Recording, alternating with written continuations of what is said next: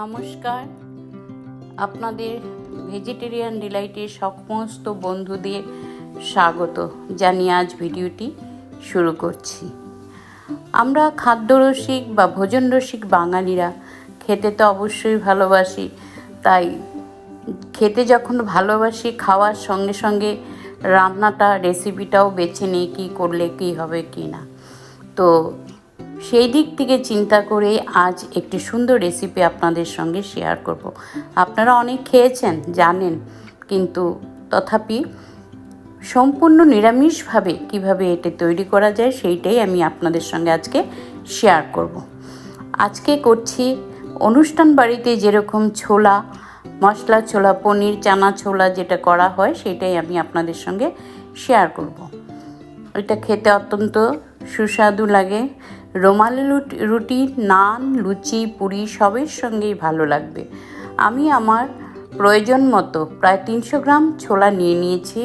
আপনারা কম বেশি করে নিতে পারেন। এটাকে প্রায় একটু নুন দিয়ে আমি 4টে সিটি দিয়ে নিয়েছি।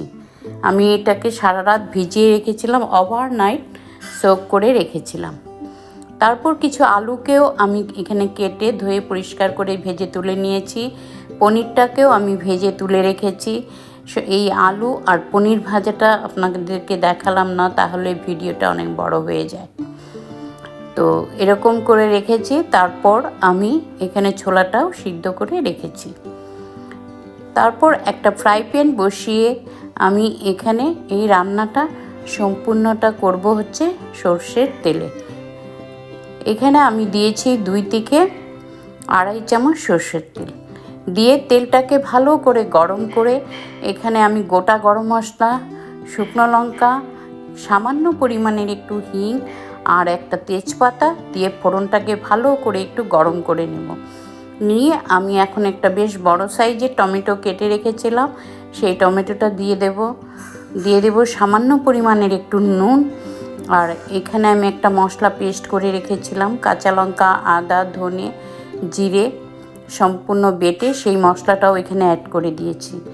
দিয়ে মশলাগুলোকে বেশ একটু ভালো করে কষিয়ে নেব। আর কিছু শুকনো গুঁড়ো মশলা যেমন লাল লঙ্কার গুঁড়ো, হলুদ গুঁড়ো সব হাফ টিস্পুন করেই দিয়েছি, ধনের গুঁড়ো হাফ টিস্পুন দিয়ে আবারও একটু বেশ ভালো করে এটা আমি নাড়াচাড়া করব। সামান্য একটু নুন দিয়ে দেব। নুন দিলে টমেটোটা কী হবে,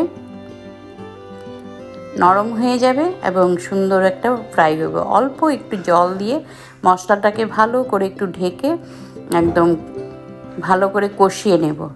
যখন দেখব মশলাটা ভালো করে কষানো হয়ে গেছে, তেল ছেড়ে আসছে, তখন ভেজে রাখা আলুটা অ্যাড করে দেব। দিয়ে ভালো করে আমি এখন একটু নাড়াচাড়া করব। তারপর আমি জল সমেত যে সিদ্ধ করে রেখেছিলাম ছোলা বা চানা, সেটাও আমি এখানে কি করব, এখন দিয়ে দেব। এই জলটা আমি আর ফেলিনি, আমি অতিরিক্ত জল এখানে আর ব্যবহার করব না। এই জলটাই এখানে আমার রেসিপির কাজ করবে। এখানে আমি আর ওপর থেকে কোনো জল দেব না। আবারও বেশ খানিকক্ষণ আমি নাড়াচাড়া করে আবার একটু ঢেকে দেব 5 থেকে 7 মিনিট। তারপর ঢাকাটা খুলে আমি একটু কুড়োনো নারকেল এখানে ছড়িয়ে দেব। আমি এখানে গ্রেটেড কুড়োনো নারকেল দিয়েছি। আপনারা চাইলে ছোট ছোট পিস করে নারকেল ভেজে তুলে রেখে সেই নারকেলটাকেও ব্যবহার করতে পারেন। তো তারপর আমি দিব হাফ টিস্পুন হচ্ছে ধনে গুঁড়ো, গরম মশলার গুঁড়ো, আর দেব হচ্ছে কসুরি মেথি ডাই রোস্ট করে একটু গুঁড়ো করে এখানে দিয়ে দেব সামান্য হাফ টিস্পুন দেব ঘি।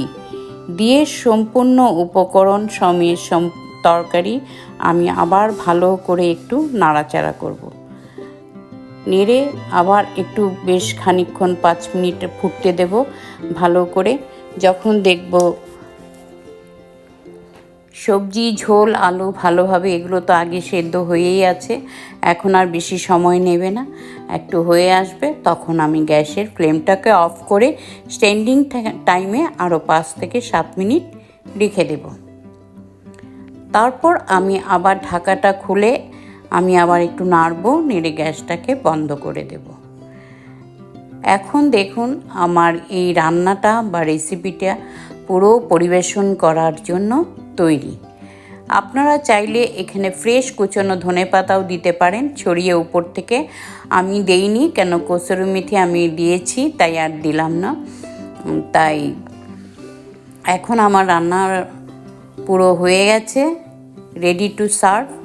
এখন এটা পরিবেশন করার জন্য আমি প্লেট আউট করে নেব।